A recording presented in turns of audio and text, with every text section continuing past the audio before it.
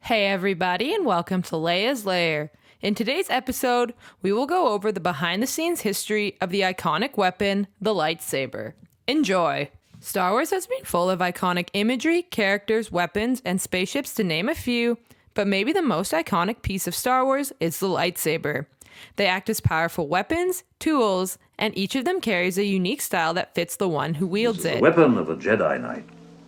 Not as clumsy or random as a blaster. And our love for them has not changed since first seeing them in A New Hope. However, behind the scenes, the lightsaber has made many changes over the years. In the first film, Episode 4, A New Hope, the lightsabers were largely a real-world effect. The early sabers consisted of a rotating pole that had reflective tape applied to it that would create the glowing effect. They would then use rotoscoping technology to add color overlays, thus creating the first lightsaber effect. However, the downside to this was if the blades were held at the wrong angle, the lights wouldn't reflect properly, leaving a far less dramatic-looking prop sword. Creator George Lucas would go on to improve the effect with CGI blades in the future remasters of the film. Thank the Maker.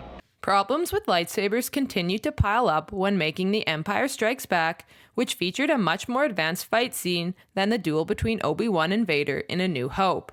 The spinning reflective tape method couldn't hold up, and the lightsabers were done with a mix of reflective technology and also plain prop swords. Advances in special effects and post-production techniques were used to add the entirety of the lightsaber effect. The prop blades served as a way to help accurately choreograph the fights, as well as for a reference for where the special effects teams needed to place the animated blades. The prop blades were often much shorter than the final effect created ones to avoid hitting the set. Other times there was no blade at all, especially for shots that would see the lightsabers igniting or shutting off. The techniques used for episodes 5 and 6 would then be refined in CGI for the prequel films.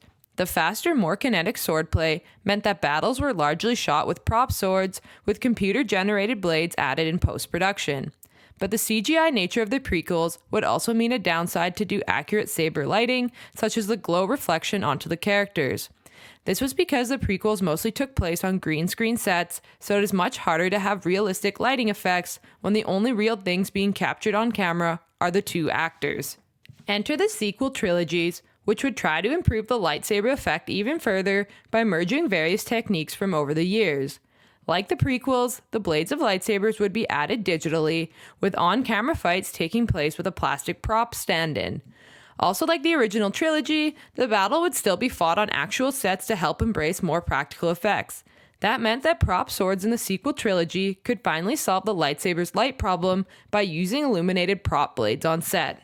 This means giving lightsabers more interaction with their environment, especially in darker locations. For example, in Rey and Kylo's duel in The Force Awakens, we can see the colors flashing across their faces in a reflection of the conflict on screen. We can also see this in the end scene of Rogue One, where Vader illuminates the dark corridor, which is enough to scare any fleeing rebel scum.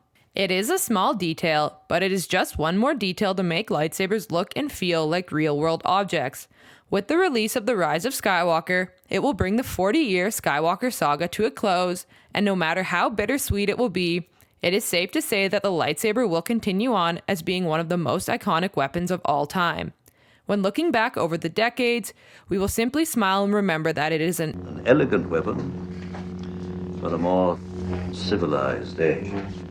And there you have it. Thanks for watching, everyone. What do you think of the history of the lightsaber? Let us know down below in the comment section. And remember to like, share, and subscribe to the channel for more great videos to come. I hope to see you all again in Leia's Lair.